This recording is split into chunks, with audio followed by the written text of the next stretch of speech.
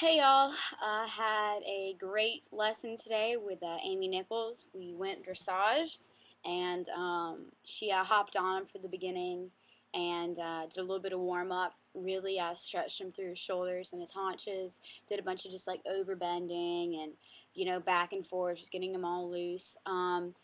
She also did a lot of bending and then straightening and then bending and then straightening him so he can find and feel the difference between that when I want him to be straight versus when I want him to be bending. So she did a square exercise, which is probably becoming my new favorite. Instead of riding on a circle, you ride on a square. And what that in turn does is it gives you time and it gives you moments of bending and straightening, and it makes them more black and white than would being on a circle where you're at a constant bend. And that's always good because you have circles in your dressage tests and they're unavoidable. But it is nice to work a little bit on a square because when you do have your test, your dressage test, you're not always going to be circling. You're going to have to go along. You want straightness in your canter with just a slight bend, or if you go down the long side or across the diagonal, you want them to be like they're on a railroad track, like just dead on straight. And that's what the square exercise really helps with. We also worked a little bit in the square exercise with literally making him stop, making him sit, and moving his rear around a center point with his front legs. So it was a lot of just like just walking and just stopping almost like with a dead halt, and then really exaggerating your opening rein, inside rein, really asking him only to move his back over, using a little bit of crop to, tap, maybe, tap his haunches out.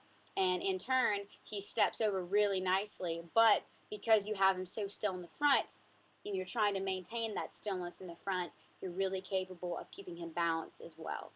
After we did a little bit of work with that, we moved with the same exercise into canter.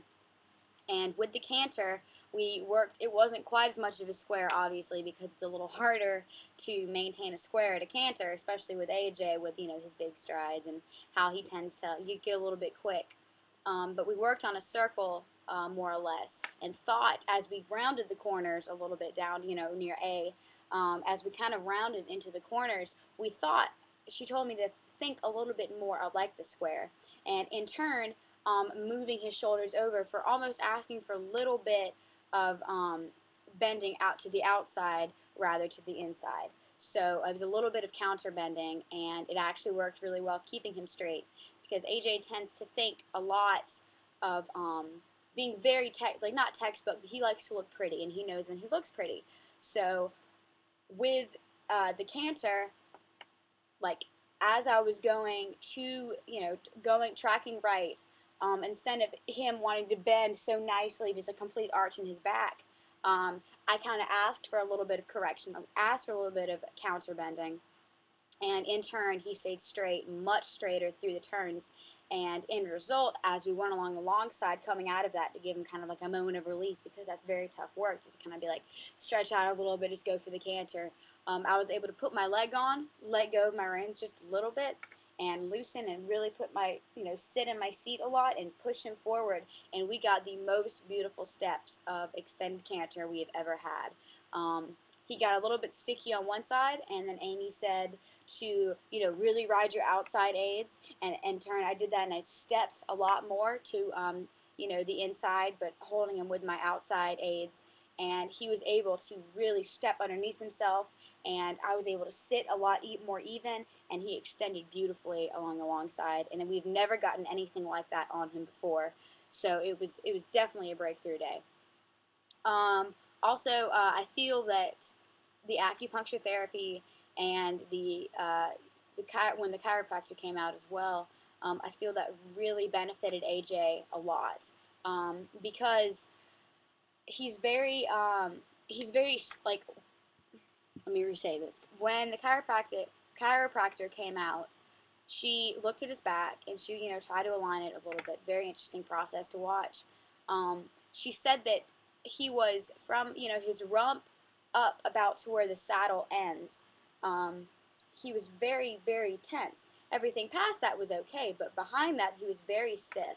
And even with the acupuncture, um, as she put the needles into his, his left rump, and he was fine. Putting him into his right he was absolutely, he hated it. Like, he was swishing his tail, and it was bad. And in turn, I think that did relax him, though, because normally tracking to the right, he tends to bulge very far out his left and overbend to the inside. Tracking left, on the other hand, he's very hesitant to actually stretch through. He was very hesitant to actually stretch through his right side. But after the acupuncture therapy, to date, most especially, also because I was riding I was riding well, and he was feeling very good. Um, he didn't have that issue. He was basically the same to each direction, very fluid, very bending, and very balanced, all the same. So all in all, it was a very good day. Tomorrow, I just plan on hacking and chilling because he needs to be stretched out. That's about it for today. Thank you.